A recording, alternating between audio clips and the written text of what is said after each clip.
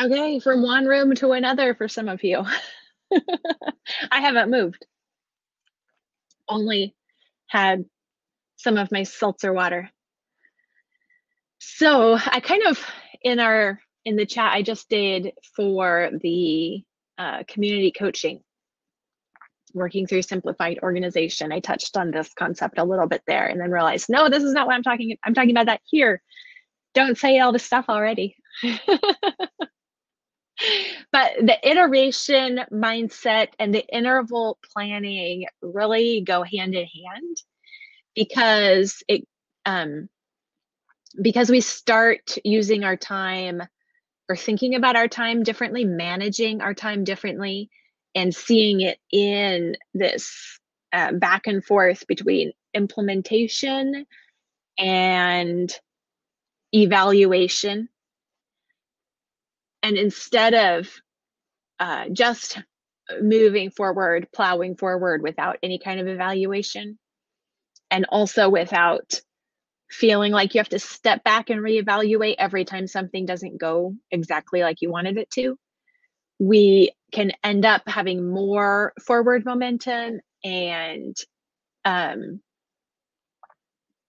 managing our time better because we are working in a span of time that we can wrap our heads around, where we can say, okay, life is going to be fairly similar for the next however many weeks.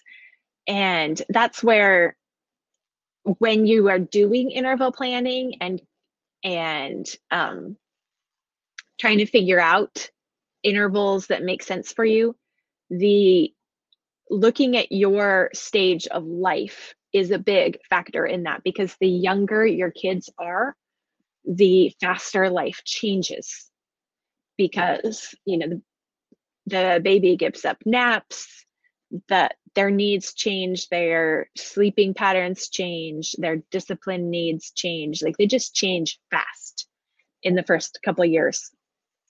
And then also, that's often a stage where we're also adding someone every couple of years or so. And so, planning for a year out, you're like, I don't know. Am I going to be pregnant at the end of the year? I don't know. I can't plan for that. So we're taking a chunk of time that, even if it gets disrupted, because it will still, but sickness or some kind of emergency, something, things go off the rails. But it's not like that doesn't throw your entire plan for the year off. It just says, okay, well, the next 3 weeks, that goes out the window, and I can now make another short-term plan. Like, I'm used to short-term planning, and short-term planning is actually actionable. And so we can take that iteration mindset with interval planning. They play together very well. Oh, that's good. I'm glad you got the notification. Um, because the both of them, the concept of the iteration mindset and then the structure of interval planning, are both built on the principle of take the next step and then reevaluate and make an improvement, instead of saying, well, these are my goals for the year, and by this time next year I'm going to be a completely different and wonderful person. And iteration mindset says, just do something, just make one improvement, get something going. And then you will actually learn how to plan, learn how you work. And that means that you will, the next time around, make even better choices and refine and revise. So iteration mindset is a mindset of revising and refining and making small changes over and over in short amounts of time. So the intervals help give you that time frame of, okay, time for another iteration, or time to stick with this for a while, so you actually give it a chance to work before declaring it a failure. And so we can, um, instead of being paralyzed and staying in planning mode for too long, thinking, well, I have to have it just right, we can instead say, okay, um, I just need something in place so that I can even figure out what I need and what will work and what won't work. And I will then experience situations in my life that instead of feeling like a failure because what I set up didn't work, and oh, that's right, I need something that's going to take this into account. Um, yes, so stick with something for a certain amount of a committed amount of time that's not too long. It's not unrealistic, unreasonable to stick with something that maybe isn't the best. But still, it prevents us from doing uh, the thing that I'm always tempted to do, which is just scrap the plan and start over from scratch. I would really like to scrap this school year right now and start over from scratch, but we aren't. That is one thing that's committed for a year, unless something goes terribly wrong, which nothing's gone terribly wrong. It's just been a really weird school year for us. And I'm like, let's just scrap that and start over again. It's like, no, I will get to do that. There is a time for that, and it is coming, but it is not now. Um, yeah, right. Meal planning is like, okay, no groceries. I don't need to go grocery shopping. I already have plenty of groceries. I just need to actually use them. Same kind of concept, where it doesn't have to be perfect to be started or to be helpful, even. I think that's another thing that we need to realize is that um, it doesn't have to be perfect to be helpful and beneficial for everybody, for us, for our family. Um, even just thinking about the calendar system, um, you have to, sometimes you don't know until you try several things uh, what's going to actually work in the dynamic of your family and your situation. So um, instead of trying something and declaring it a failure, you try something with the curious mindset or the observation, inquiry mindset that says, um, what did I learn from this? And what did work about this? And what didn't work and why? So that I can not scrap and start over from scratch, but actually build upon this experience, um, and take the next step. And then you're seeing it in the iteration mindset. Every step is the next step up. So if we started here and we said, okay, the plan that I'm trying, I want to get here. So I'm going to put this plan into place and then make that leap. And then we don't make that leap. And so we say, okay, scrap that, start again, try something else that will give me that leap. And instead, the iteration of myself, okay, I'm starting here. I'm going to put this into place. And then I'm going to learn like what didn't work about that, what did work, so that then I can make an improvement that will take me here, that will take me here. And eventually, and a big part of that is going to be being satisfied or content with the fact that we aren't actually able to jump from here to there in the next month or 6 months or 1 year. Like this incremental step could be 5-10 years. That can be hard to accept, but better that than continuing to try to make that leap and falling flat on your face and getting discouraged and giving up, because that's also a thing.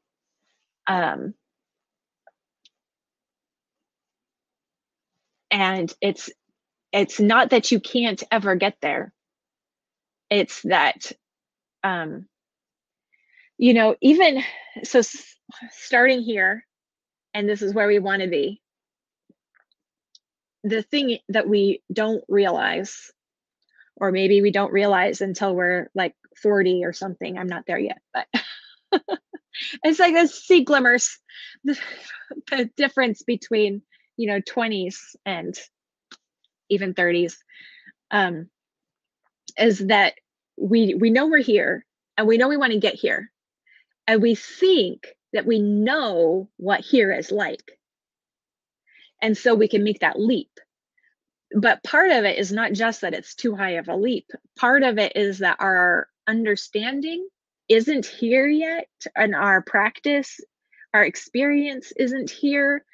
And so there actually are incremental steps that we have to build up to get there. And when we get there, we find that there isn't actually a landing spot where we get to stay. Like, it's just actually progression, and learning, and things will change. And it's not what we thought it was. It's not a landing spot that now everything, it works great for us. And now we don't fail anymore. We just continue to learn. So that the iteration mindset gets us accustomed to seeing it all as an experience, a learning experience, that we're growing, and we're never going to stop growing. So we're seeing it as growth. And we learn when we get closer to what we thought was our goal point, that we aren't actually even close to our goal, and that even this spot here isn't what we thought it was. And that's part of what was making us miss it, is that we weren't growing towards it. It takes that growth to be prepared for that, or to recognize. I don't know, my metaphor gave out on me, but it's all about continuing to learn and grow, and not about reaching a specific point at which we have now arrived and moving forward. Now we have achieved the badge of organized, and so we can go forth and conquer. And that's just not actually the way life usually works. Yeah, and so again, with the weight loss example, which I was like, oh man, can we stop it with those already? But um, the disconcerting thing is that even when you reach the goal weight, it turns out that you still have to maintain it. Like, it's not a point at which now it's not work anymore. I've reached it, therefore I can forget about what got me here, right? And we treat all kinds of goals that way. And it's pretty obvious. It's pretty obvious that that's not going to work with weight loss, right? Because that's why people yo-yo, right?